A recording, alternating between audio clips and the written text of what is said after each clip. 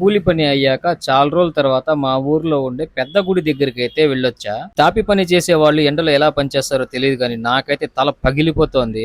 సూర్యుడు జ్యూస్ తాగినట్టు తాగుతున్నాడు మా నా ఒంట్లో ఉండే ఎనర్జీని. వాటర్ ట్యాంక్ ని పెట్టడానికి ఒక మంచి బేస్ ని అయితే రెడీ చేస్తున్నాం. ఇటుకరాల కోసమే ఈ ప్రయాణము. ఇటుకరాలు సరిపోవు తీసుకుని రమ్మనేసి మేస్త్రి అని అయితే చెప్పాడు. ఆటో ఉంది కదా, ఆటోలో వెళ్ళి తెచ్చుకుందాం అనుకుంటే ఎండకి గులాబ్ జాములు తడిసిపోతున్నాయి. కాబట్టి మా ఫ్రెండ్ సుమో అయితే తీసుకుని వెళ్తున్నా ఇటుకల బట్టి దగ్గరికి. ఎక్కువ ఏం కాదు మామ, జస్ట్ ఒక 70 రాళ్ళు మాత్రమే. 70 రాళ్ళకి నాకు పులుసు కారిపోయింది. 1000-2000 రాళ్ళు ఎక్కించే వాళ్ళ పరిస్థితి ఆలోచిస్తేనే భయం వేస్తుంది. భయపడుతూనే ఒక టెంకాయ తాగా. పక్కనే పొలాల్లో నీళ్లు పోతా ఉంటే అందులోకి వెళ్లి కాళ్ళు చేతులు మంచిగా కడుక్కున్నా. పొద్దున్న నుంచి కష్టపడి కట్టాం దీన్ని. ఈ గాలి మొబ్బుల్ని చూసేసరికి గుండె జారిపోయింది. రాత్రి జ్ఞానేంద్రతో కలిసి మా ఊరిలో ఉండే శ్రీ వేదనారాయణ స్వామి గుడి దగ్గరికి అయితే వచ్చామమ్మ. లైటింగ్స్ తో గుడిని చాలా బాగా అలంకరించారు. ఇక్కడ నృత్యం చేస్తున్న వాళ్ళు తిరుపతి నుంచి వచ్చిన వాళ్ళు అనుకుంటున్నా. ఏం లేదు మామ, మా ఊరి గుడిలో వార్షిక బ్రహ్మోత్సవాలు అయితే జరుగుతున్నాయి. చాలా మంచిగా చేస్తున్నారు. గుడి లోపలికి వెళ్తుంటే నాకు ఈ బోర్డు కనిపించింది మామ. అందుకే వీడియో షూట్ చేయడం అయితే ఆపేశాను. ఎవరైనా వేదనారాయణ స్వామి మత్స్యావతారాన్ని దర్శించుకోవాలనుకుంటే నాగలాపురంకి రండి మామ. గుడి చాలా బాగుంది. బ్రహ్మోత్సవాలు చాలా బాగా చేస్తున్నారు. స్పెషల్ గా కేరళ నుండి డ్రమ్స్ అయితే పిలిపించారు. తిరుపతి నుండి నృత్యం చేసే వాళ్ళని, అలాగే కోలాటం వేసే వాళ్ళని కూడా రప్పించారు మామ. చూడడానికి 2 కళ్ళు సరిపోవు, కన్నుల పండు లాగా ఉంటుంది మా ఊర్లో.